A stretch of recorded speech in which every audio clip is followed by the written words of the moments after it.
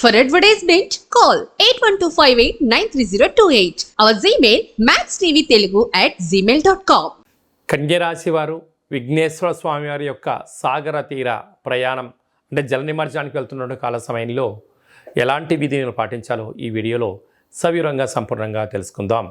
కన్యరాశిలో ఏ నక్షత్రాలు వస్తాయనగా ఉత్తరా నక్షత్రంలో 2, 3, 4 పాదాలు, హస్తా నక్షత్రంలోని 4 పాదాలు, చిత్తా నక్షత్రంలో 1, 2 పాదం కలిపితే కన్యరాశి.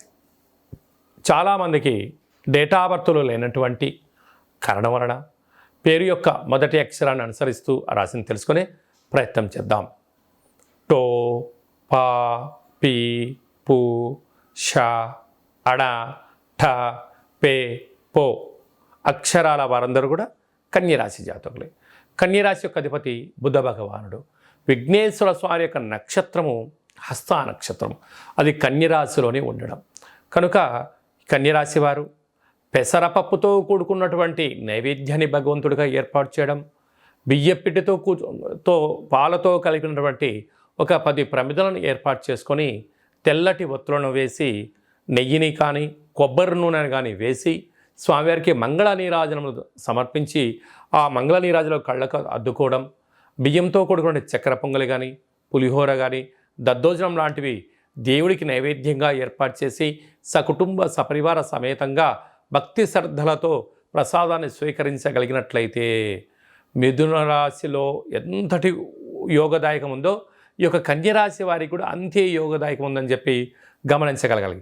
రాశిలోనే రవి శుక్ర కేతు సంచార స్థితి ఉండడం వలన చిన్న చిన్న విషయాలకు ఆందోళన, దూరావాయు జల ప్రయాణాల్లో ఇబ్బందులు, అనేక రకాలమైనటువంటి ఆపదలను ఉండినను మౌనంగా ఉండడం, ఆధ్యాత్మికంగా ఉండడం, యోగా, ఆసనం, మెడిటేషన్ లాంటివి చేయడం, మంచి పుస్తకాలు చదువుకోవడం, దేవాలయాల్లో ప్రదక్షిణ చేయడం వలన మనశ్శాంతి ద్వారా శత్రు ప్రభావాలు తగ్గి, శత్రువులు అనగా ఈ యొక్క కన్యరాశి వారికి ఎక్కడో ఉండరు, ఆరోగ్యం, నిద్ర లేకపోవడం, వ్యాధులను బాధింప చేసుకోవడం, అంటే చిన్న విషయాలను భూతద్దంలో పెట్టి చూస్తే పెద్దగా ఆవగింజ గుమ్మడికాయ ఎలా కనపడుతుంటుందో నిద్రలేని రాత్రులు గడపడం వలన ఆ అనారోగ్య పరిస్థితి వలన ధనం వృధాగా ఖర్చు అయ్యే పరిస్థితి చాలా అధికంగా ఉంటుందని చెప్పి గమనించాలి.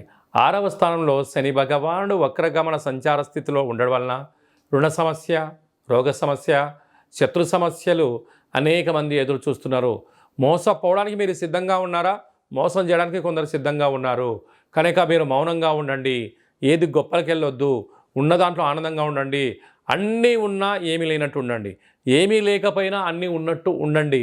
కాలమే శత్రువులకు సమాధానం చెప్తుందని చెప్పి గమనించాలి.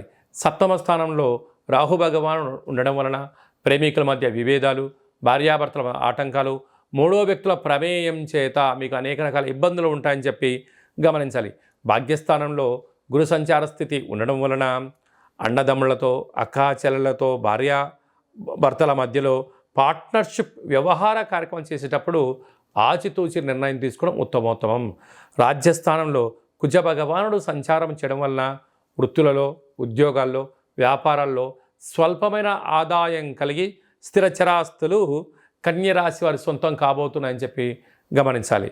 అలాగనే హోటల్ వ్యాపారాలు, అలాగనే నీటితో కూడుకున్నటువంటి ఆహార ఉత్పత్తులు, పాలు, పెరుగు, స్వీట్ హౌసులు, వస్త్ర వ్యాపారాలు, క్యాటరింగ్ బిజినెస్లు, గృహ భవన నిర్మాణ కార్యక్రమం చేసేవారు, అలాగనే మార్కెటింగ్ రంగంలో ఉండబడిన వారందరికీ కూడా ఓపిక, సహనం చాలా అవసరం అని చెప్పి గుర్తుపెట్టుకోగలగాలి.